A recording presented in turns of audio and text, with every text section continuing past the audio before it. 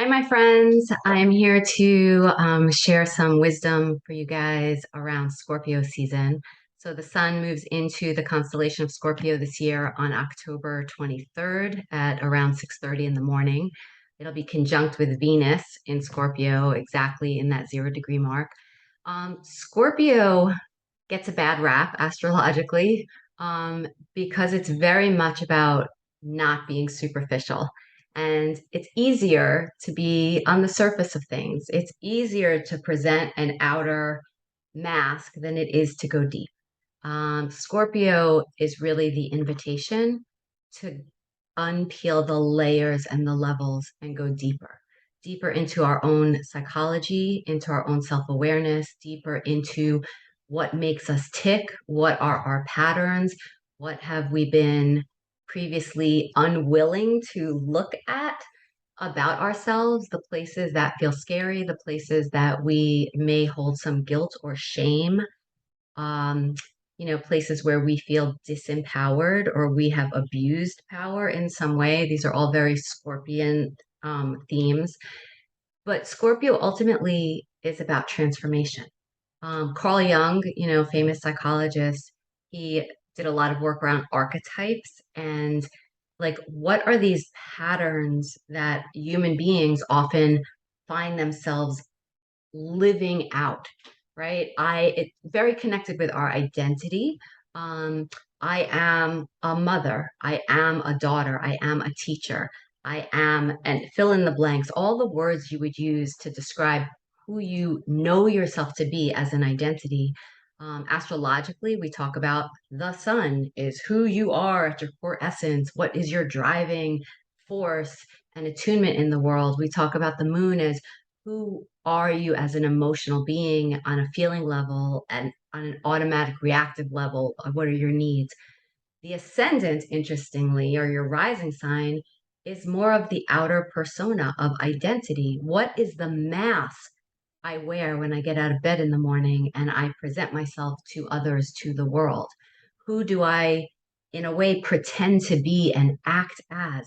Those are archetypes we take on, right? So when I'm in front of a classroom, I act as, the responsible adult teacher, guide, mentor, someone who has some wisdom to share.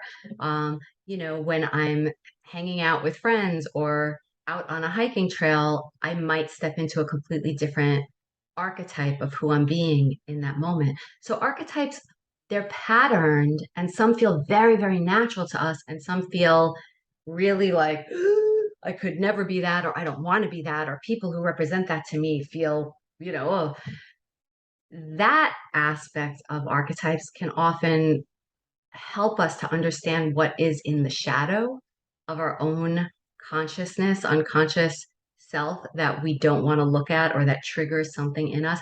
So there's definitely work, rich work that can be done here. October, we're moving towards Halloween. We're in spooky season. Why is it spooky? Because everything's getting darker. The sun is rising later and setting earlier. We're moving into the final harvest. Everything is around us is dying, right? The leaves are changing color and they're dying. We're at an ending where things are going into a place of more darkness. And darkness can scare us, right? We don't see quite so obviously. It's not always clear. What is hiding under the bed? What is going bump in the night? And the invitation then is how do we become more conscious so that we can integrate those dark aspects of ourself. Um, I have a lot of tools that I love to use as a coach, as an astrologer, as a tarot reader that can help somebody really look at archetypes. But I wanted to share a few things with you today that maybe would be helpful for you in this month if you choose to kind of dig deep and lean into this exploration of like, what have I been kind of avoiding looking at? What have I boxed up and kind of buried? And oh, maybe it's time to kind of dig that out and look through that a little bit and clean it out. Ultimately, what Jung taught is that really to become whole and complete and healthy in our lives requires us to integrate those shadow parts of ourselves that are harder to look at and accept, right? So doing this work has value.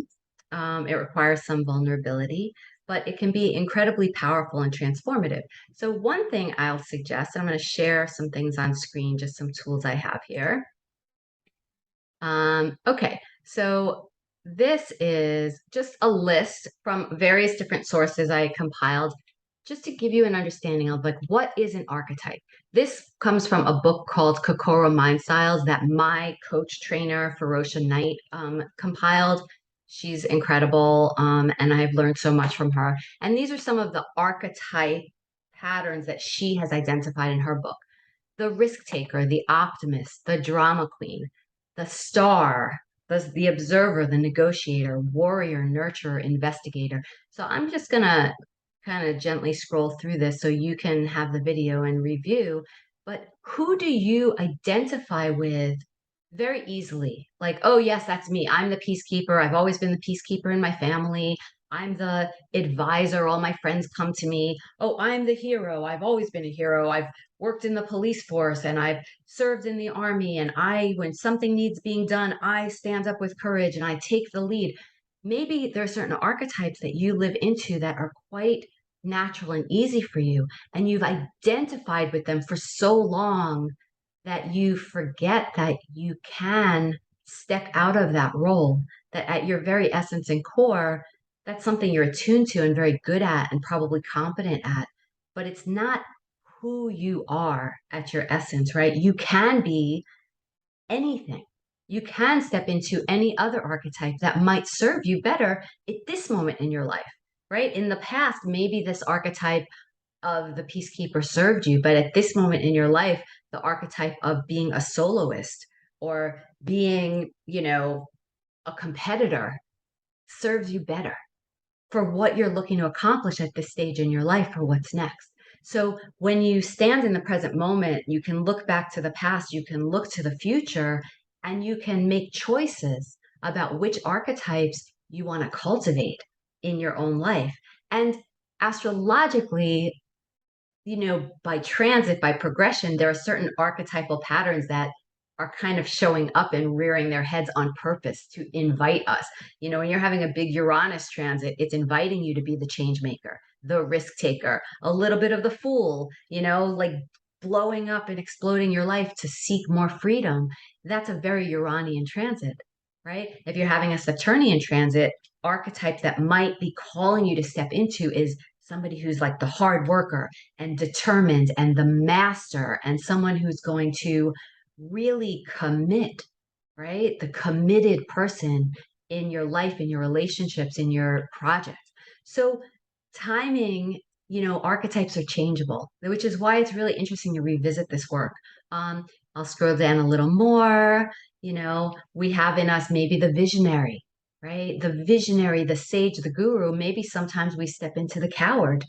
I'm really just fearful, right? And that gives us information. Or the skeptic, like I need to really be critically thinking and question that and not just assume.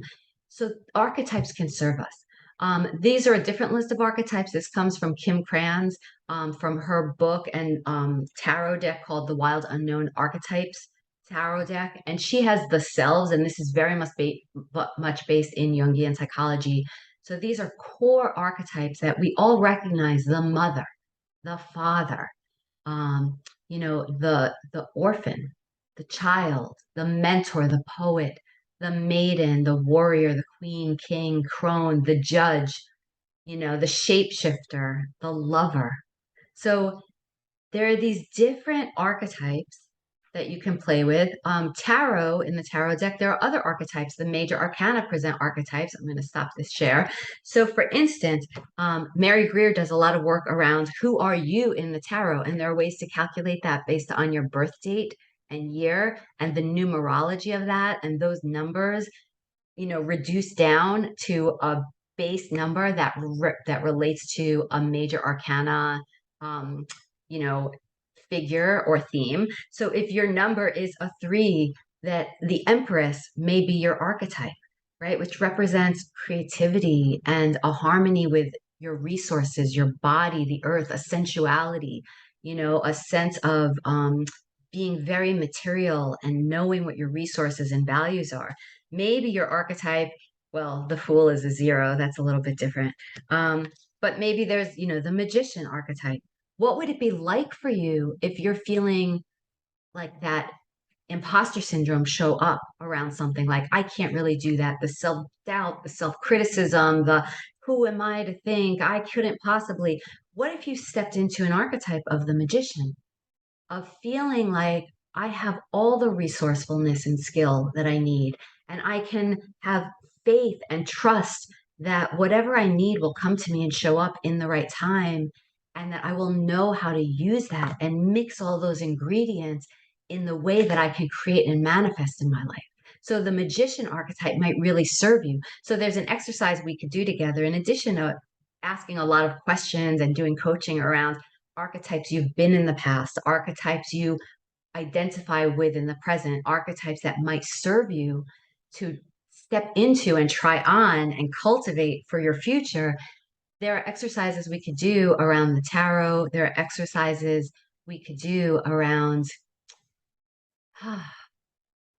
around like what would help me to feel complete and integrated. And then there's this question of digging deeper and deeper and deeper and deeper, right? Instead of just trying on a new mask to play with, right? What would it be like to really uncover, but what's underneath that? What's the need underneath that? What's the desire underneath that? What is my core passion, purpose? Astrologically, we look to the North Node and the midheaven for that. Like, what is that speaking to you? I happen to have Sagittarius on my midheaven. It took me many, many years until I lived into that midheaven and understood myself to be that. Sagittarius is very much the teacher, right? Someone who is truth seeking, wisdom seeking. I've been that all my life without naming it. But to then step into, oh, I have something to teach, and I love to teach, and it really is my passion. It is my calling. My North Node took me longer to step into. The North Node in Aries, which is an archetype of independence and autonomy and knowing my own will and being assertive and direct and clear about what it is I want and who I am and stating my own terms and boundaries. That took a very long time for me to own. So our North Node and Midheaven might be interesting archetypes for us to look at together and play with, or for you to look at yourself in your chart and say, what what might it look like if I intentionally, on purpose, during this month or in my life, chose to lean in towards that? Who would I need to become? And what would I need to help me show up differently if I were to really live out that purpose in this lifetime? Um, I want to share one last thing before I go, and this is a beautiful poem that I love by Hafez, who is a Persian, Sufi poet saint. Um, and this goes to this, like, what's really, as we peel away, peel away, peel away at our very essence, what are we? What are we? And some people would say, I'm just really a soul. I'm just really a manifestation of God in the world. I'm just really infinite. Whatever that, on a deeper level, what is it you really, really are, besides all the identities you take on? And Hafez has a poem called How Does It Feel to Be a Heart? This comes from Daniel Ladinsky's book, I Heard God Laughing, right? The renderings of Hafez. How does it feel to be a heart? Once a young woman asked me, how does it feel to be a man? And I replied, my dear, I am not so sure. Then she said, well, aren't you a man? And this time I replied, I view gender as a beautiful animal that people often take for a walk on a leash and might enter in some odd contest to win strange prizes. My dear, a better question for Hafez would have been, how does it feel to be a heart? For all I know is love, and I find my heart infinite and everywhere. So I hope that speaks to you, right? This questioning of beneath my surface, superficial identity that I present to the world, what am I beneath that? What else am I capable of? What else is possible? I hope this is inspiring for you. You know how to find me. please reach out if you want to do a special reading this month, specifically around archetypes and some coaching around that, some coaching around the tarot, whatever speaks to you. If you wanted to delve into this work deeper, I would be thrilled to be a partner with you in that. Have a fabulous month, you guys.